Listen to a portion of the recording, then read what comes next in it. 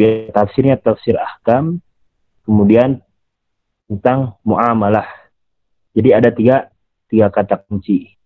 Ada tafsir, ada ahkam, muamalah, ya. Nah, kita harus paham dulu tentang mata kuliah ini dengan nama tafsir ahkam muamalah. Tafsir sebagaimana kita ketahui bahwasanya tafsir itu jadi secara bahasa tafsir bermakna al-kashfu, ya, menyingkap atau mengungkap makna, sehingga para ulama, sebagian ulama mendefinisikan tafsir itu kasful makna atau kasful muradillah min ayat atau min kitab atau minal Quran biqadri taqatil basyariyah. Jadi upaya untuk menyingkap, untuk mengungkap, untuk memahami makna yang ada dalam Al-Quran biqadri taqatil basyariyah, sesuai dengan kadar kemampuan manusia. Maksudnya kadar kemampuan manusia ini adalah bisa ijtihad. Tentu bagi seorang mufasir itu memerlukan beberapa disiplin ilmu sebagai instrumen untuk melatih validitas penafsirannya. Nah, yang perlu digarisbawahi, tafsir itu upaya, tafsir itu usaha akal untuk menemukan atau mengetahui pesan yang terkandung dalam Al-Quran.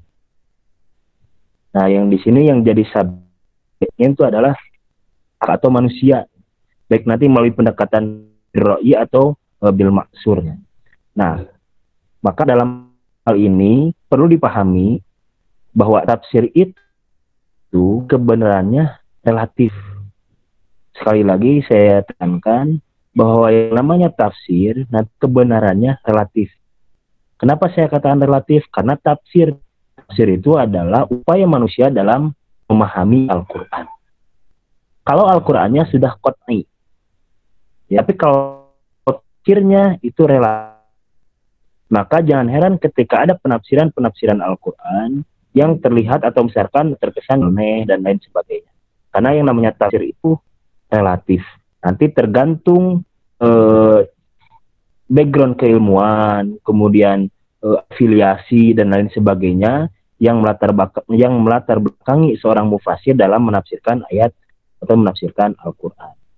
Nah, di sini perlu kita pahami bahwasanya tafsir itu adalah upaya manusia dalam menangkap atau dalam mengungkap makna yang terkandung dalam Al-Quran.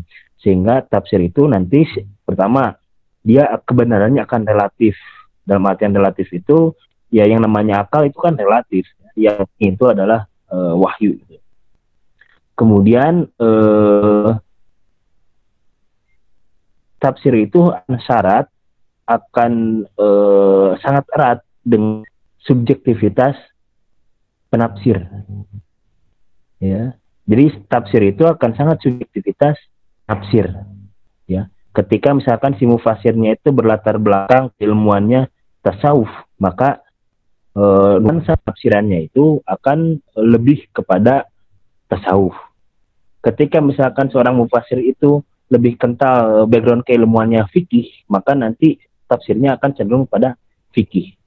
Terus misalkan tergantung bagaimana latar belakang si penulisnya, entah itu dari ilmuwan, dari afiliasi, kemudian atau dari tempat sekalipun, maka tafsir itu akan bersifat atau akan sangat erat kaitannya dengan subjektivitas si penulis. Itu perlu dipahami. Sehingga dengan demikian tafsir itu bersifat dinis. Tafsir itu akan selalu berubah-ubah. Tafsir itu akan selalu berkembang mengikuti perkembangan yang ada. Lain halnya dengan Al-Quran. Kalau Al-Quran kan sudah statis, tidak boleh ada yang berubah, tidak boleh ada yang merubah. Tapi kalau penafsirannya itu pasti statis, dinamis, maaf. Kalau penafsirannya itu dinamis, akan berkembang mengikuti zaman, mengikuti kondisi. Nah, yang perlu dipahami ketika ada penafsiran yang keliru atau misalkan ada penafsiran yang berbeda-beda, itu kita tidak perlu aneh, karena yang pertama tafsir itu proses atau upaya istiqomah dalam menangkap atau mengungkap makna yang terkandung dalam Al-Quran. Yang sejatinya akal itu bersifat relatif ya, tidak bisa tidak terkunci, lain hanya Al-Quran. Sehingga kesimpulannya Al-Quran pasti benar, tapi kalau tafsir tidak pasti benar ya. Sekali lagi, Al-Quran itu pasti benar, tapi kalau tafsir tidak pasti benar. Seperti itulah. Nah, perlu dipahami juga nanti tafsir itu dalam ilmu tafsir dibagi ke beberapa bagian ya. Dilihat misalkan dari sumber penafsirannya, tafsir itu ada tafsir bil ra'yi, ada tafsir bil riwayah, dan ada tafsir bil isyarah ya. Ada tafsir bil riwayah, ada tafsir bil ra'yi ya, ada tafsir bil isyarah.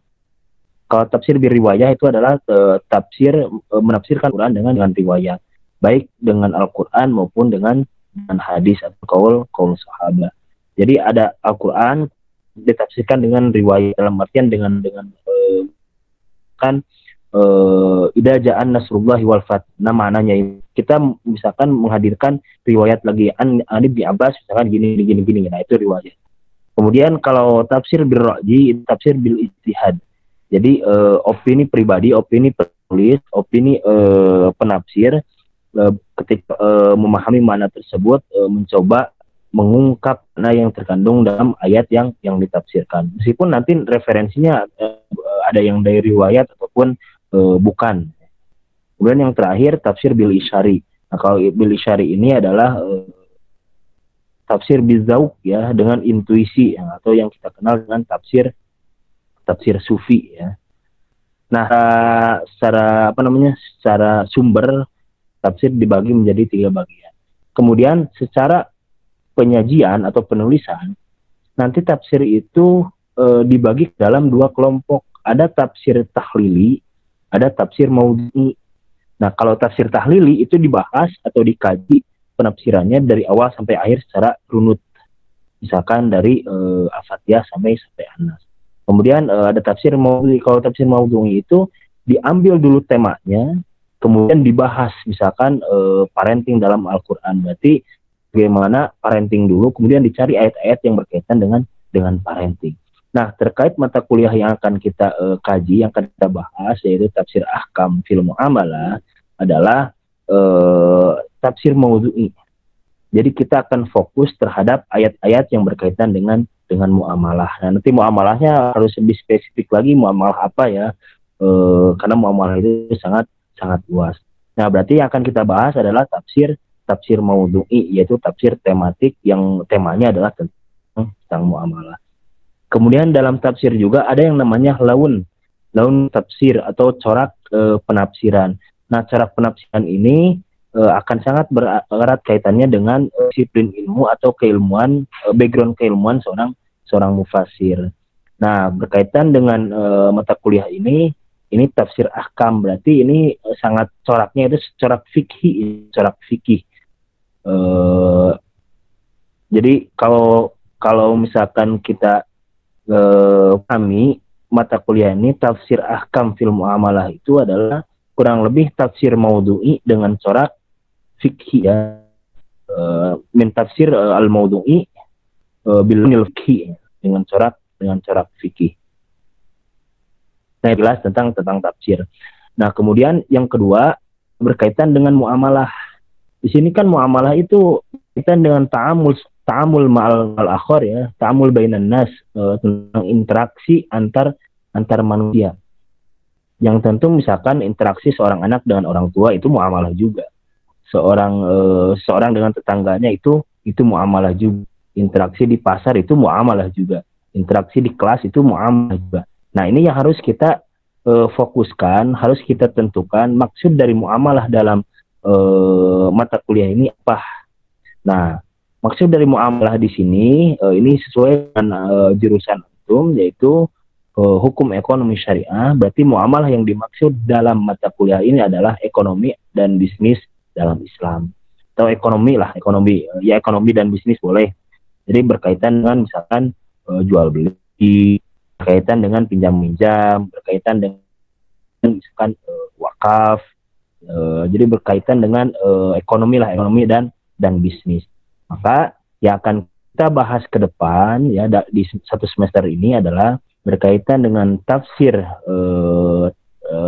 maudhu'i bil launil fiqhi ya, tentang muamalah, yakni al-iqtisadi ya. Al-iqtisadi yaitu tentang ekonomi. Nah, sampai sini ada yang ditanyakan, bisa dipahami ya arah dari mata kuliah ini, sehingga nanti ketika mau membahas kalian sudah paham, oh ternyata spesifik dari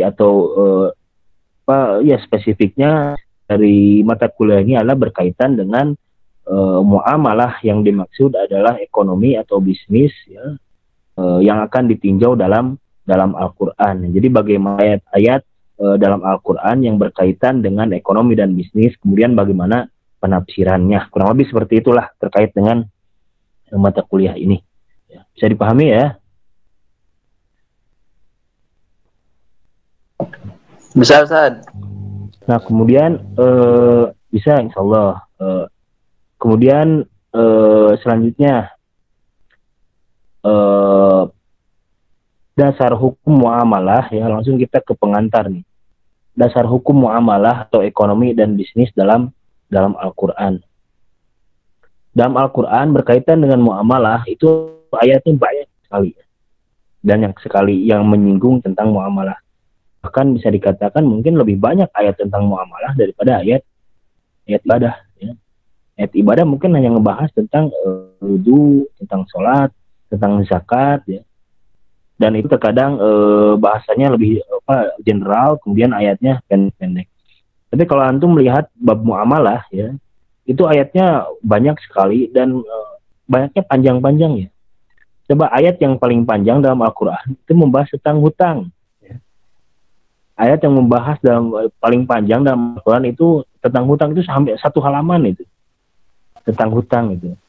Nah ini seolah-olah Allah memberikan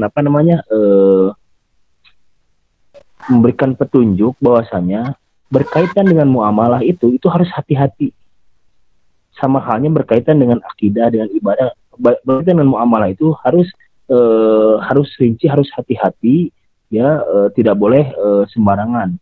Harus memiliki landasan yang tepat, yang sesuai dengan Al-Quran dan Sunnah. Jadi Allah sangat memperhatikan bab muamalah ini, ya. Sampai bab hutang pun Allah panjang lebar itu bahas dalam Al-Quran. Ini berindikasi bahwasanya muamalah itu sangat penting dalam Islam. Muamalah itu memiliki kedudukan yang penting dalam Islam, sehingga Al-Quran atau Islam memberikan perhatian yang cukup besar terhadap muamalah ini. Nah, berkaitan dengan muamalah yang kita maksud adalah ekonomi dan bisnis, ya. Kita bisa lihat beberapa ayat dalam Al-Quran. Misalkan saya kutip pertama dalam surah Al-An'am, ya, surah ke-6 ayat 165. Ya. A'udzubillahi minasyaitonirrajim. Wa huwal ladzi ja'alakum khala'ifal ardi wa rafa'a ba'dakum fawqa ba'di darajat liyabluwakum fima atakum min rabbika sari'ul iqab wa innahu laghafurur rahim.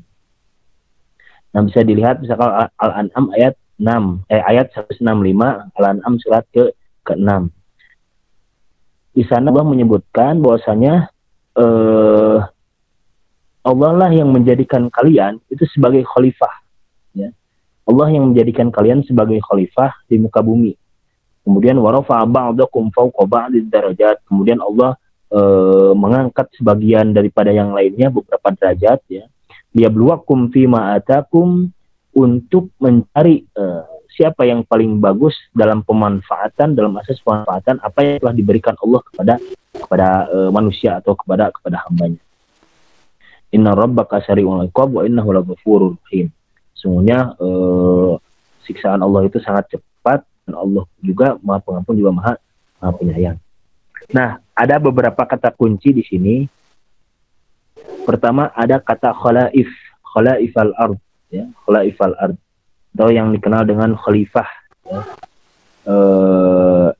Banyak ayat, diantaranya surah Al-Baqarah, ya, wa idh qala rabbuka lil malaikati inni ja'ilun fil ard. Kemudian dalam surah Fatir, banyak sekali bahwasanya manusia itu posisinya di muka bumi ini adalah sebagai khalifah. Kalau disimpulkan atau kalau diringkas, manusia itu nanti punya dua tugas utama. Allah itu memiliki dua tugas utama. Pertama, untuk beribadah, ya. Wa ma khalaqtul jinna wal ins illa liya'budun. Atau misalkan dalam surah Al-Bayyinah, wa ma umiru illa liya'budullaha mukhlisina lahuddin. Itu untuk beribadah. Jadi manusia diciptakan untuk beribadah. Nah, kemudian yang kedua, manusia diciptakan untuk menjadi khalifah. Di antara dalilnya adalah Al-An'am ayat 165, kemudian Al-Baqarah tadi wa idh qala rabbuka lil malaikati inni ja'ilun fil ard. Jadi kemudian Al-An'am wa huwal ladzi ja'alakum khalaifal ard. Jadi manusia itu diciptakan menjadi khalifah. Nah, kalau antum kami, kalau berkaitan dengan ibadah, itu nanti sifatnya personal antara penghambaan seorang hamba dengan Allah. Jadi bagaimana seorang menghambakan diri kepada Allah itu ibadah. Sehingga masalah ibadah itu komitmen diri Allah secara personal. Maka endingnya nanti kalau misalkan sukses beribadah atau sukses menjadi hamba yang beribadah, maka dia akan dikatakan sebagai hamba yang solih, ya, hamba yang solih. Kemudian yang kedua itu khalifah. Kalau khalifah ini berarti manusia itu beri amanah untuk menjaga, untuk melestarikan, untuk membuat keamanan, kenyamanan di muka bumi ini, itu di mana manusia tinggal. Jadi khalifah itu menjadi pemimpin, berarti tugas pemimpin adalah mengurus dan mengatur sampai misalkan sejahtera. Nah, ketika seorang mampu menjadi khalifah, maka endingnya dia akan menjadi bukan hanya solih. Kalau solih itu personal sifatnya.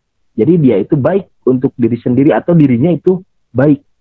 Tapi kalau khalifah nanti dituntut untuk bukan hanya solih, tapi muslih, memberi kebaikan kepada yang lain.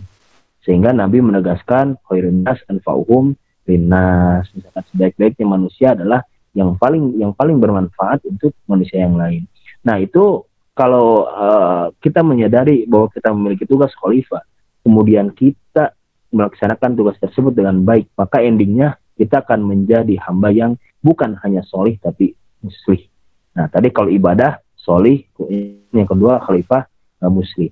Nah, terkait muamalah, ini berarti konsep dasarnya adalah bagaimana kita menjadi khalifah yang muslih, ya, yang memberikan kemaslahatan bagi semuanya, tidak hanya bagi manusia, bagi alam atau lingkungan dan lain sebagainya. Karena kita diciptakan ini ditugaskan menjadi khalifah, yaitu pengemban amanah untuk mengurus, mengatur dan lain sebagainya. Nah, di sini Allah menjadikan khalifah dan Allah mengangkat derajat antara satu dengan yang lainnya. Dia bluwakum fima atakum.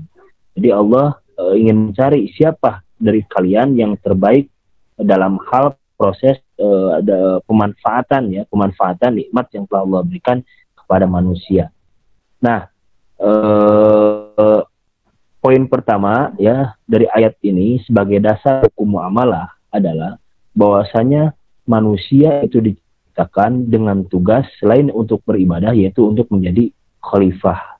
Sedangkan secara spesifik tugas khalifah itu adalah pengemban amanah yang harus bisa menjamin kelestarian, kemudian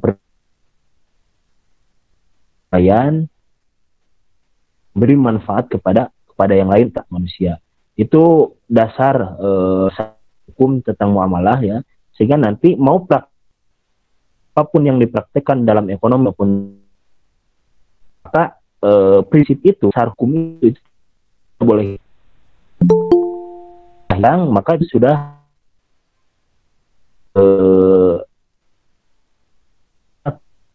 dari sudah keluar dari ketentuan bahwasanya manusia itu diciptakan sebagai khalifah, ya. Itu ayat yang pertama, ya, untuk dasar hukum tentang muamalah. Muamalah yang dimaksud adalah ekonomi dan bisnis, yaitu Al-An'am ayat 165.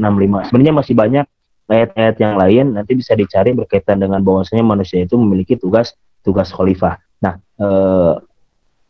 keywordnya atau kata kuncinya adalah khalifah. Jadi dasar hukum kita bermuamalah itu adalah bahwa kita harus ingat kita di muka bumi ini adalah sebagai khalifah, dan khalifah itu harus muslih, harus memberikan manfaat kepada yang misalkan. Nanti dari kita dari dalam bisnis tersebut untuk memberikan kemaslahatan bagi yang lain. Jadi tidak hanya memikirkan diri sendiri. Nah, itu yang akan membedakan antara ekonomi Islam dengan ekonomi konvensional, ya. Nah, kemudian yang kedua, ayat yang berkaitan dengan dasar hukum muamalah, ya, adalah surah Luqman ayat 20. Luqman surah ke-31 ayat 20. A'udzubillahi minasyaitonirrajim. Alam taro annallaha sakhkhara lakum ma fis samawati wa ma fil ard wa asbagha 'alaikum ni'amahu zahiratan wa batinah wa minan nasi may yujadilu fillahi bighairi ilmin wala huda wala kitabim munir. Jadi alam taro anallaha sakhkhara lakum, apakah kamu tidak melihat bahwasanya Allah telah menundukkan, ya, sakhkhara lakum kepada kalian, telah memberikan kepada kalian, telah menundukkan sakhkhara lakum ma fis samawati wa ma fil ard, segala sesuatu yang ada di bumi, yang ada di langit, wa ma fil ard, dan yang ada di bumi, wa asbagha 'alaikum ni'amahu, kemudian Allah menyempurnakan nikmatnya, zahiratan wa batinatan, baik secara zahir, ya, yang nampak, batinah atau secara batin. Nah, di sini kita bisa pahami bahwasanya semua yang ada di muka bumi ini, semua yang ada di muka bumi ini itu diperuntukkan untuk manusia. Sekali lagi, semua yang ada di muka bumi ini Allah peruntukkan untuk manusia. Sakhkhara lakum ma fis samawati wal ard wa ma fil ard, ya. Wasbago 'alaikum ni'amahu zahiratan wa batinatan. Allah kasih semua apa yang di langit, ya. Planet-planet, ya, apapun itu, misalkan bintang-bintang, silahkan itu untuk manusia. Sakhkhara. Wa ma fil ard, dan segala yang ada di bumi, misalnya pertambangan, misalkan minyak, kemudian pohon, hutan, dan sebagainya, sumber daya alam, ya, itu sakhkhara lakum, ya. Sakharallahu nas, Allah tundukkan semua yang ada di langit dan yang ada di bumi itu untuk manusia, sehingga hukumnya untuk kita dalam pemanfaatan alam itu mubah, itu boleh, ya, karena sejatinya Allah menciptakan, kemudian menundukkan untuk kita semua, jadi diperuntukkan untuk manusia. Jadi apa yang ada di muka bumi ini diperuntukkan oleh Allah untuk manusia. Nah,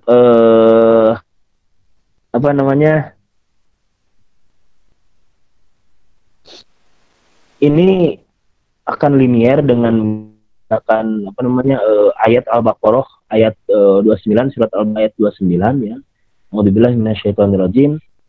Tadi khalaqalakum ma fil ardi jami'a summa stawa ila samai fasawwahunna sab'as samawat wa huwa bikulli syai'in alim. Bahwasanya Allah yang telah menciptakan bumi, ya, secara keseluruhan, ya, khalaqalakum, telah menciptakan bumi, summa istawa ila samai fasawwahunna sab'as samawat, kemudian 7 langit, itu khalaqalakum. Walladzi khalaqalakum, dialah Allah yang telah menciptakan untuk kalian, ya. Jadi Allah itu menciptakan untuk manusia itu ma fil ardi jami'a, segala sesuatu yang ada di bumi. Sumastawa ila samai pasawahuna sab'as samawat. Kemudian Allah menciptakan 7 langit atau langit 7 lapis. Wa huwa bikulli syai'in alim, dan Allah itu maha mengetahui atas segala sesuatu. Nah, kalau kita lihat dari 3 ayat tersebut, ya, dari surah Al-An'am 165, kemudian Luqman, kemudian Al-Baqarah, ya, Al-Baqarah, kita bisa pahami bahwa dasar hukum dalam bermuamalah adalah kita harus meyakini bahwasanya kita diciptakan sebagai khalifah. Ya. Kita diciptakan sebagai khalifah. Kemudian kita diberi keleluasaan dalam memanfaatkan segala sesuatu yang telah Allah ciptakan di muka bumi ini. Ya. Saya ulangi, yang menjadi dasar hukum dalam bermuamalah adalah kita diciptakan sebagai khalifah, kemudian Allah menciptakan segala sesuatu di muka bumi ini adalah untuk kita. Jadi kita boleh memanfaatkan hal-hal atau sumber daya alam yang ada di muka bumi ini. Nah, dan dari hal inilah lahirlah sebuah kaidah, misalkan dalam usul fikih, al-aslu fil muamalah al-ibahah illa madalad dalil ala tahrimihi. Asal dalam bermuamalah itu boleh, ya, kecuali ada dalil yang melarangnya. Ya. Saya ulangi. Ini ya, perlu dipahami karena ini akan menjadi dasar dalam bermuamalah, termasuk ekonomi dan bisnis. Pertama, bahwasanya kita diciptakan sebagai khalifah. Itu dasar terpentingnya yang harus diingat dalam bermuamalah. Sehingga kalau kita bermuamalah tanpa didari kita dalam proses pengemban amanah menjadi khalifah, itu nanti akan keluar dari nilai dasarnya. Nanti berkaitannya dengan bagaimana seharusnya menjadi khalifah itu seperti apa. Tentu yang tadi secara normatifnya, bahwa menjadi khalifah itu harus memberikan manfaat, memberikan kesejahteraan, melestarikan, menjaga, memberi keamanan, ya, perdamaian dan lain sebagainya. Intinya muslih, ya, tidak hanya solih tapi muslih. Itulah khalifah sejati, itu adalah yang muslih, yang memberikan kepada yang lain. Nah, kemudian ketika kita sudah tahu tugasnya seperti itu, Allah kasih apa yang ada di langit, yang ada di bumi untuk dimanfaatkan, silahkan. Berarti proses pemanfaatannya adalah harus memiliki nilai muslih tadi, ya, harus memiliki nilai kemanfaatan untuk yang lain, baik itu untuk alam, lingkungan, atau untuk sesama manusia. Ya. Nah, inilah yang akan membedakan sistem ekonomi Islam dengan sistem yang lainnya, atau itu kapitalis, sosialis, ataupun yang lainnya. Ya. Nanti kalau antum lebih kaji, lebih mendalam tentang sistem ekonomi Islam dengan ekonomi kapitalis, itu tidak jauh beda. Tidak jauh beda. Bahkan bisa dikatakan sangat sama gitu.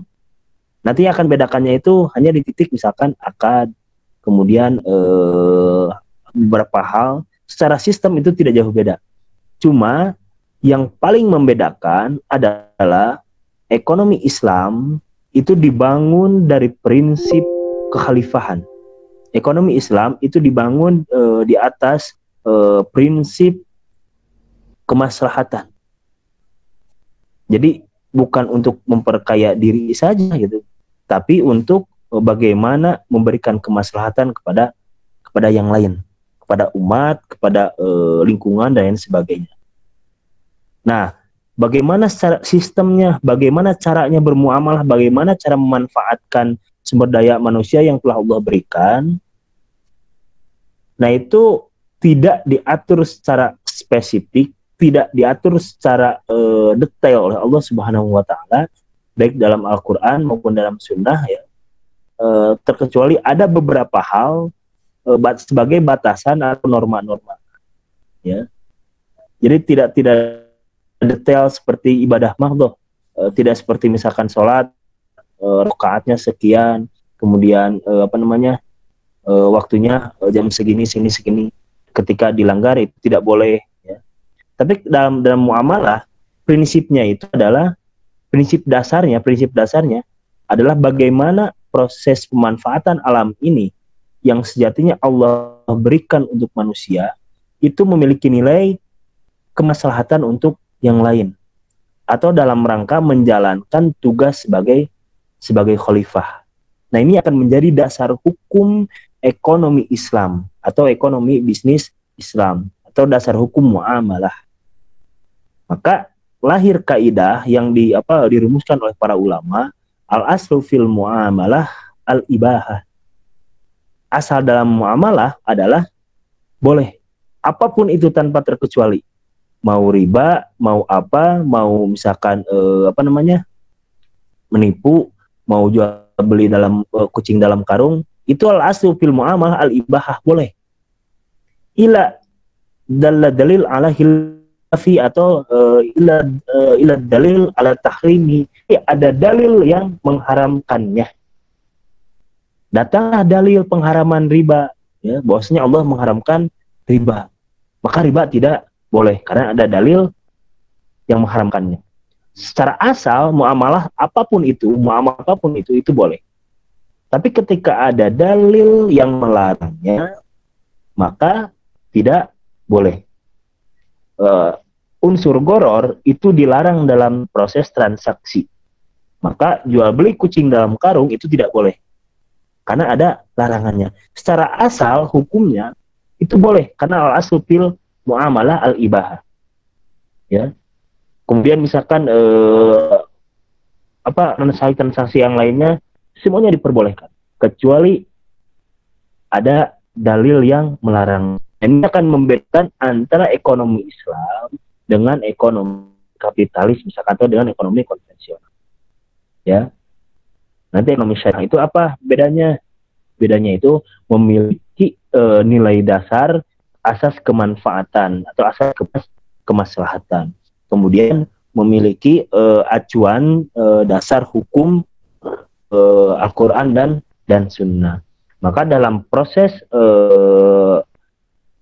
melaksanakan muamalah tersebut atau proses transaksi atau bisnis ekonomi dan bisnis, nanti jangan cari dalil yang memerintahkannya, ya.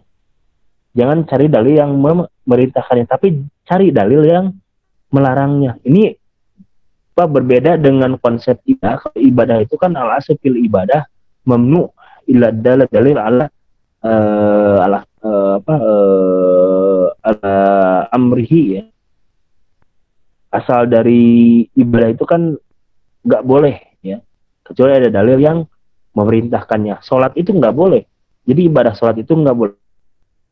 Nah, karena ada dalil dalam Al-Quran aqimus sholat untuk perintah untuk sholat, maka sholat menjadi ibadah yang boleh. Nah, lain halnya dengan muamalah. Kalau muamalah itu semuanya boleh, kecuali ada dalil yang melarangnya. Nah, ini harus dipahami ya. Nanti jangan sampai menerapkan konsep ibadah untuk mencari hukum dalam praktek muamalah.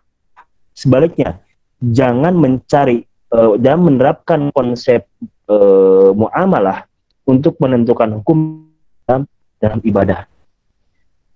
Jadi kalau dalam ibadah cari dalil yang memerintahkan. Ini juga ibadah yang ya. Kalau untuk muamalah cari dalil yang melarang. Jadi jangan cari dalil misalkan mau bisnis, misalkan bisnis apa, misalkan bisnis jual beli pulsa, misalkan bisnis beli pulsa.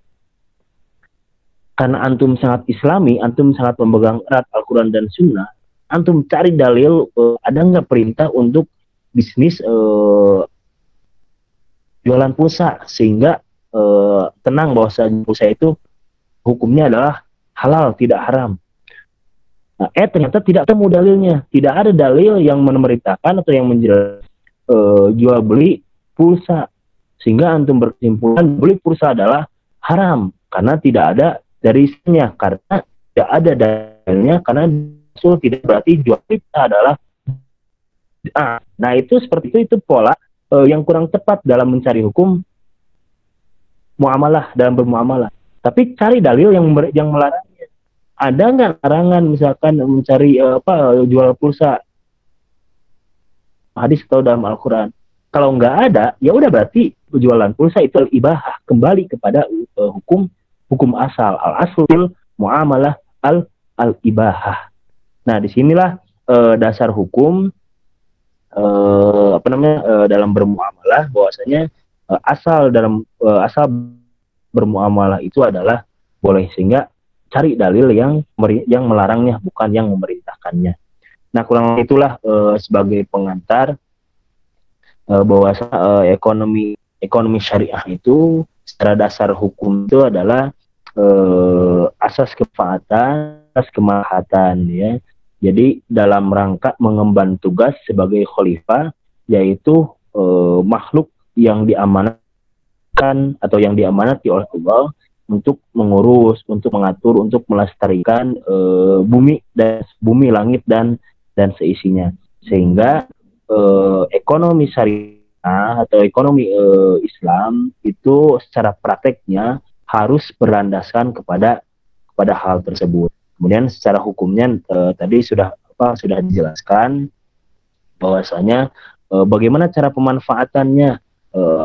Secara hukum asal, pemanfaatan sumber daya alam atau sumber daya alam atau Allah berikan kepada kita, baik yang di langit maupun yang di bumi, itu dibolehkan dengan cara apapun secara hukum dasarnya, ya. Kemudian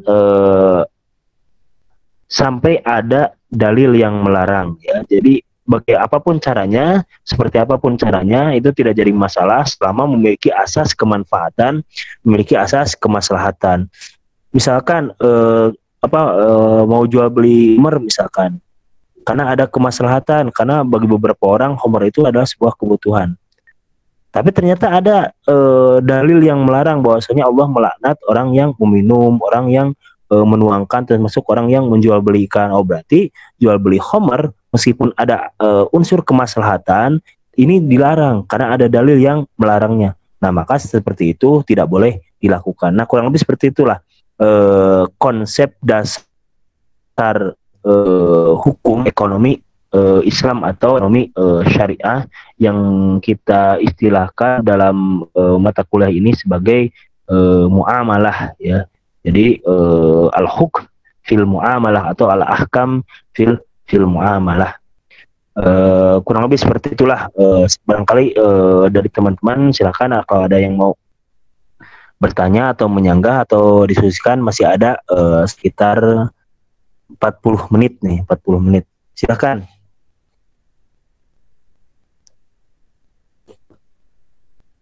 Bisa dipahami ya?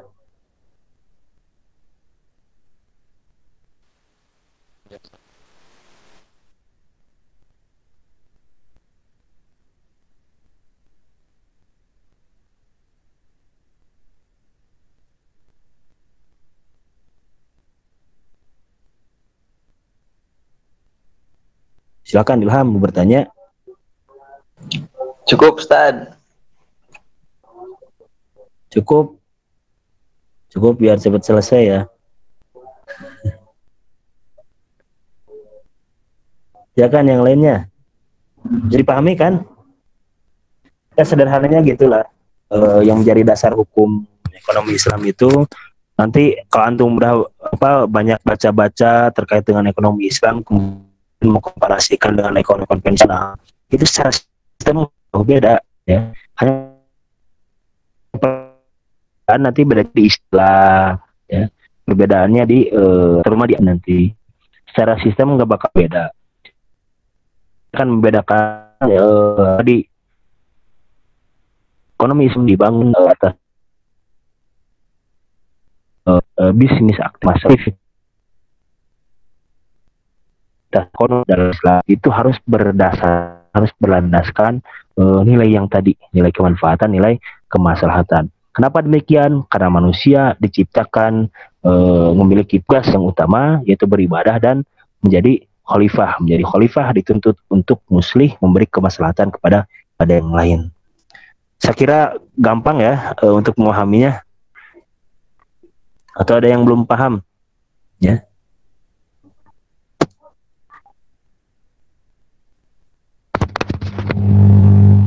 Ini semuanya hadir? Hadir, Ustaz.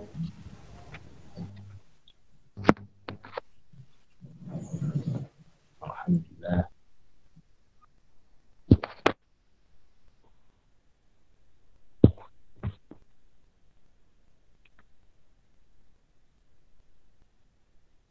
Berarti kalau 4 semuanya? Gimana, Ustaz? Ada berapa, Ilham? 14. Ada berapa semua mahasiswanya? Ada 14, Ustaz, mahasiswa-mahasiswi yang berhalangan hadir lagi di jalan. Ada 1 yang sedang tidak enak badan, 1, dan 1-nya lagi nggak ada kabar, Ustaz. Ya. Berarti ada 13 tema ya, ada 13 pertemuan, 13 tema yang nanti dibahas oleh kalian. Paling nanti ada 1 tema berdua. Ada 1 tema berdua, atau misalkan 1 tema bikinnya nggak jadi masalah. Misalkan tentang wadiah, misalkan nanti dibahas oleh misalkan Ilham dengan siapa, misalkan itu bisa berdua, atau misalkan bikin masing-masing nggak jadi masalah. Yang penting nanti ketika temuan ada makalah yang kita bahas dan kita diskusikan dengan format penulisan yang telah disampaikan dalam atau yang dituliskan dalam silabus tersebut.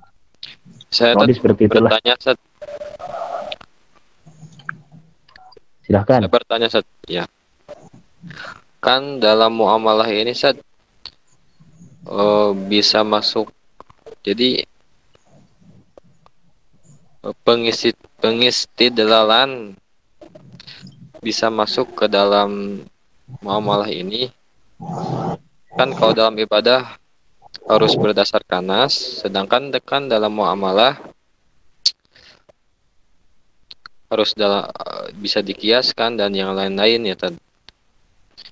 Mengenai tentang hukum muamalah, Tad, kan banyak itu hukum-hukum muamalah, terutama dalam jual beli. Kan di sana ada beberapa pendapat para ulama yang satu ternyata tidak boleh, yang satu boleh. Bahkan ada yang jumhur boleh, yang satu gak boleh. Kan masih relatif tadi, masih relatif, tidak bisa dikatakan yang paling benar. Ini dalam menyikapi seperti ini gimana? Contohnya ya, Tad. Contohnya mengenai perbedaan tentang riba fadl. Ada sebagian ulama yang menyatakan tidak ada riba fadl. Mereka juga ada dalilnya. Juga ada yang menyatakan riba fadl jelas riba haram, sama ada dalilnya. Jadi kontroversi seperti ini khususnya dalam muamalah dan khususnya lagi dalam muamalah jual beli. Jadi yang menjadi acuan kebenaran, yang mendekati kebenaran itu bagaimana, Ustaz?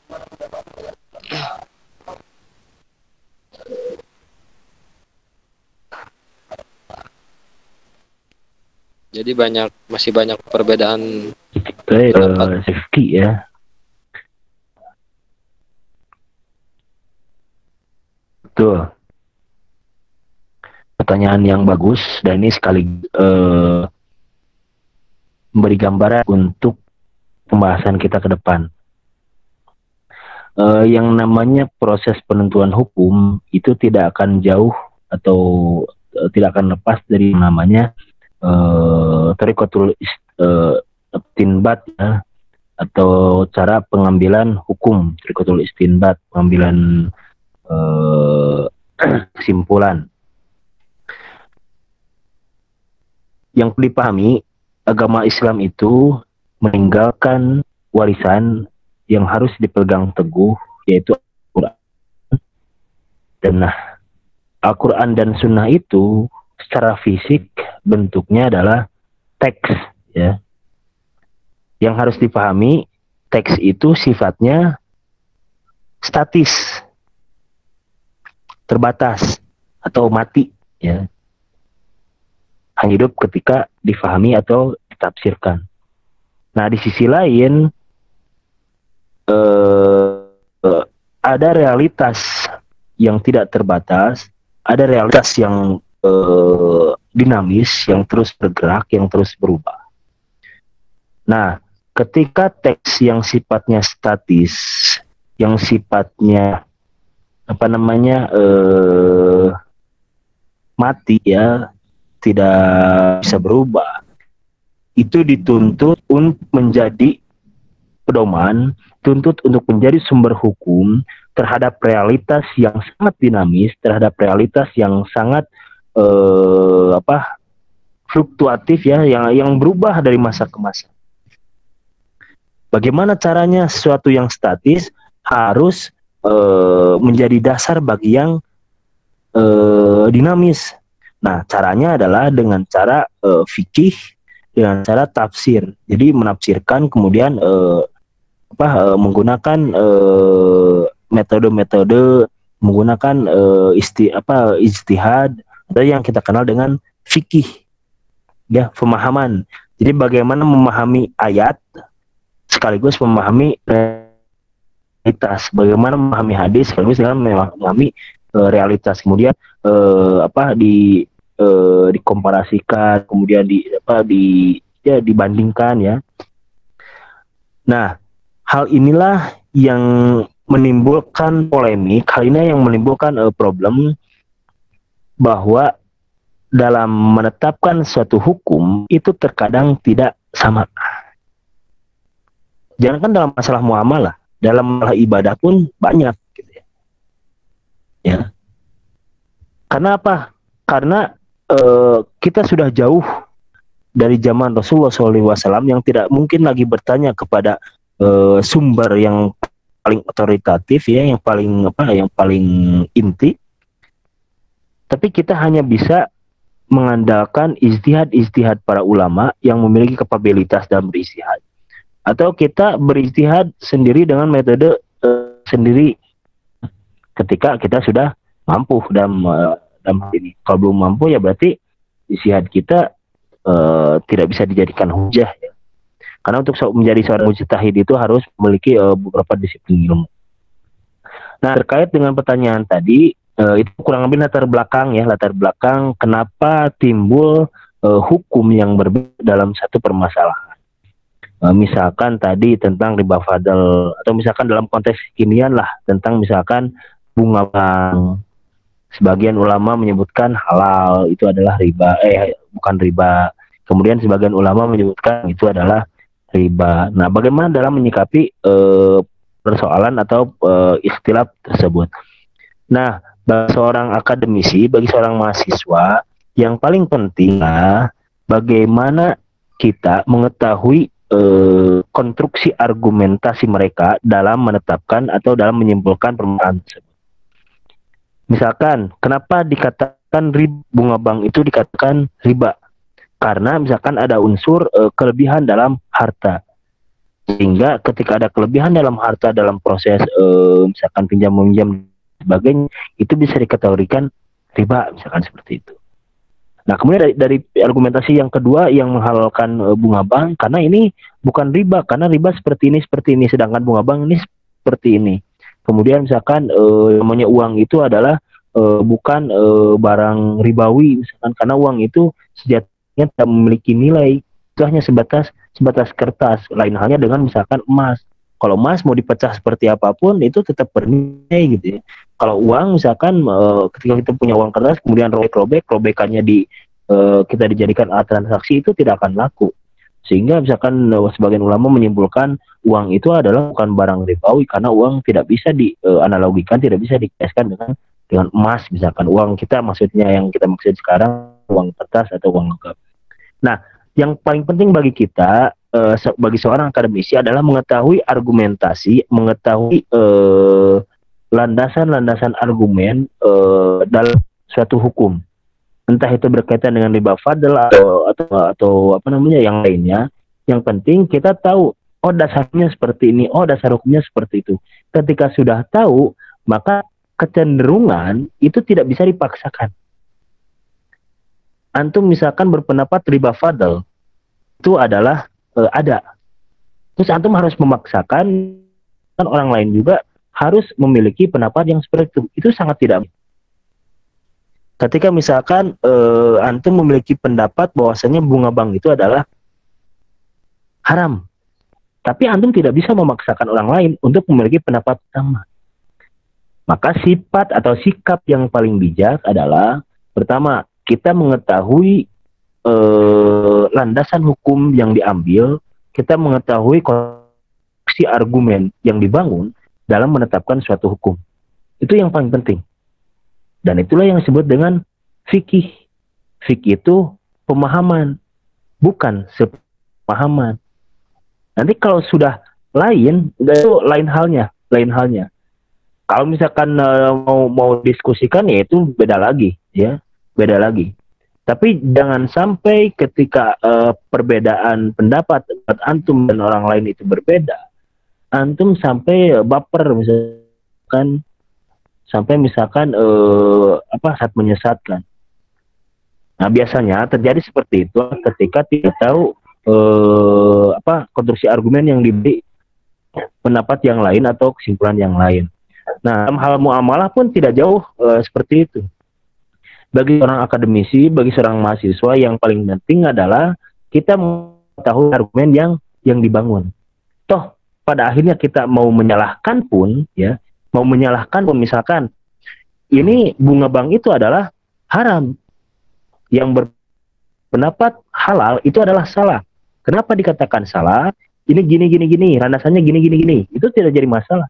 Tapi itu tidak bisa dipaksakan orang lain untuk memiliki pemahaman yang sama. Antum hanya bisa menyampaikan argumen sesuai yang antum fahami.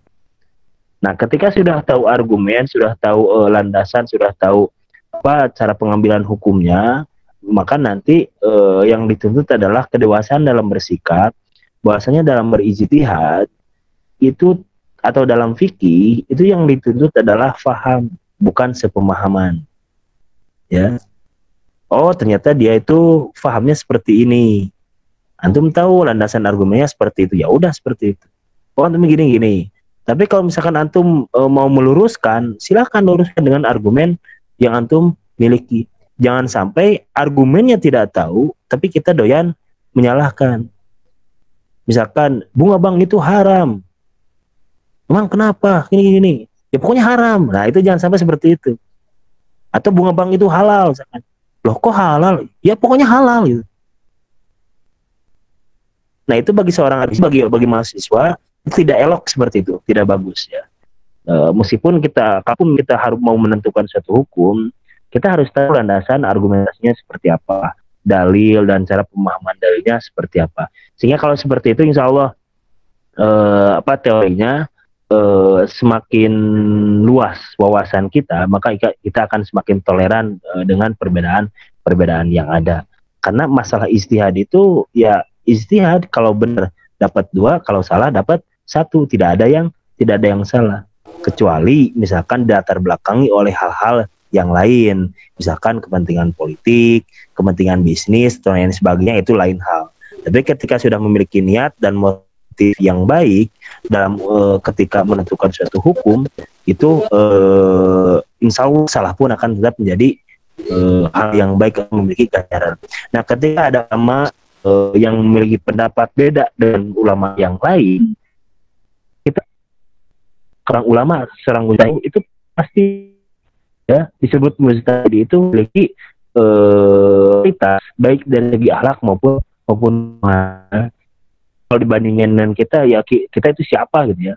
Maka ketika ada perbedaan pendapat di kalangan ulama itu kita hukumi sebagai perbedaan dalam hal ijtihad, bukan tentang salah dan benar. Meskipun mau dikatakan salah dan benar itu paling kuat dan tidak kuat itu sifatnya subjektif ya, sifat subjektif ya. Nah, dalam menghakimi perbedaan pendapat tersebut, dalam mensikapi tersebut ya kita harus fair bahwasanya itu adalah perbedaan pendapat dalam ranah ijtihad, kecuali hal-hal yang qat'i misalkan hukum riba itu haram. Ada pendapat ulama yang menghalalkan bahwasanya riba itu halal. Nah, itu baru beda lagi, ya. Itu lain hal. Kalau sesuatu yang qat'i, yang yang usuli,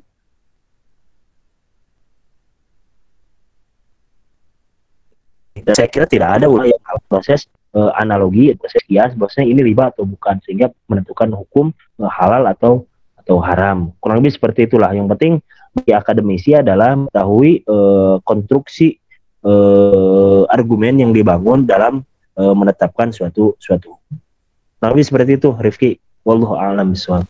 Ya,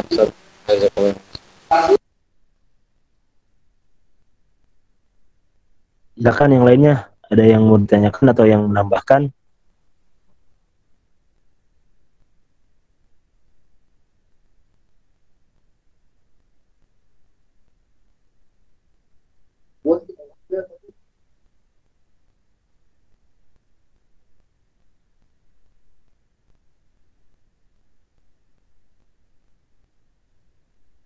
Kalau tidak ada, mungkin untuk pertemuan sekarang ya, atau misalkan ada lagi yang mau ditanya atau menambahkan?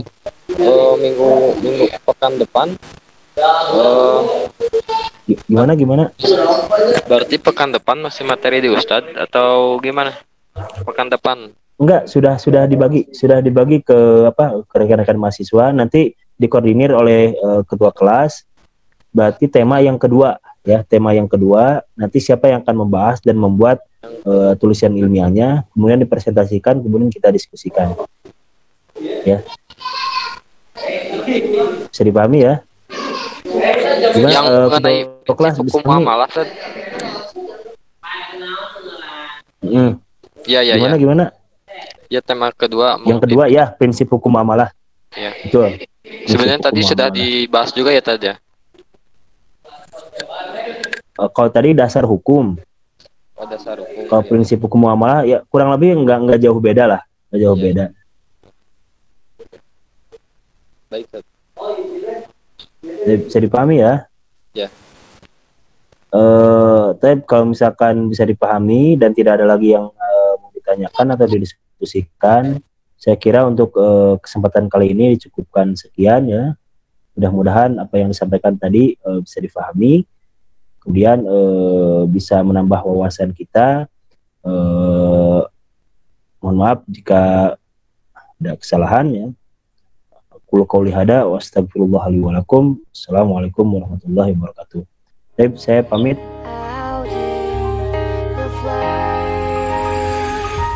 Shoulder